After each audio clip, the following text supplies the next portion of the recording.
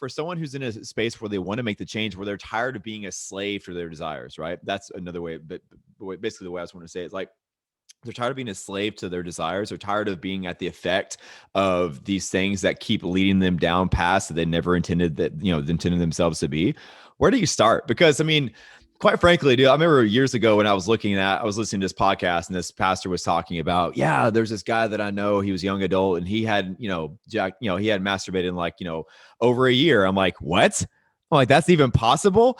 And like he hadn't looked at porn in so long, or he wasn't sleeping around or whatever have you. I'm like, how is that even possible? But like, how do you break it down, dude? Like for someone who's wanting to change their life, maybe it's not with sexual stuff. Maybe they have that under control. Maybe it's with anything they want to accomplish and start mastering, and rather than being at the effect of things. Where do you start? Because sometimes it can feel like super overwhelming, Yeah, it's a great question. And I think what you're talking about there with knowing what's right and then behaving against like your own values or what you believe to be true, but then you still act on it. Like that's when you get into a really dangerous place of cognitive dissonance. Is what I'm doing really in line with the thoughts that I hold and believe to be true. But yeah, I think the first place, like if you're going to change anything in life, is you have to admit that something's wrong.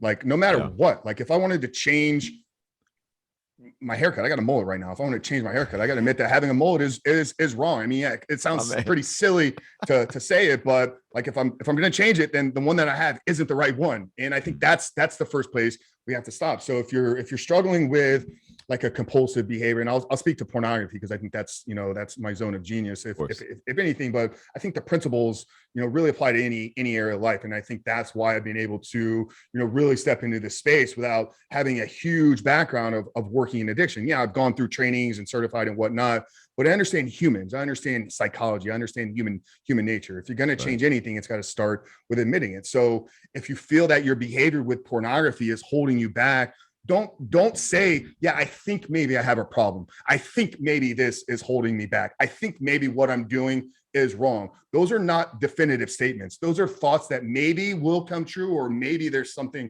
about them that are true. If you're going to change it, it's like, no, I have a problem with pornography and it's preventing me from achieving these things in my life. You have to put the negative impact right in front of you.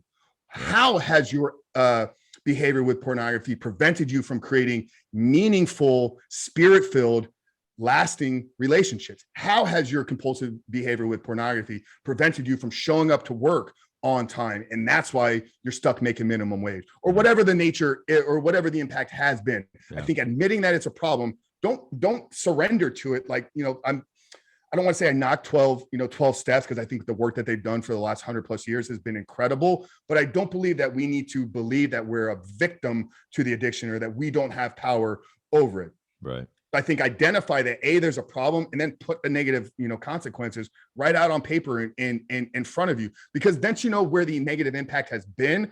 Then you have a place that you can begin to do work, because overcoming these behaviors, changing yourself, rebooting, rewiring, whatever term you want to put in front of what it is we're trying to do, is a verb, which means it's going to require work. Wow. And it's going to require action. You just don't wake up one day and think that, yeah, I'm going to stop watching porn today, and then porn disappears from your life. There's action and work that needs to take place. But once you have it laid out in front of you, then you know where the action needs to be done. Where do I need to start working on myself? Because porn is not your problem. You are the problem. Something about you is leading you down the path that you're doing these behaviors that you do not align with, and don't align with the person that you're trying to be or trying to become.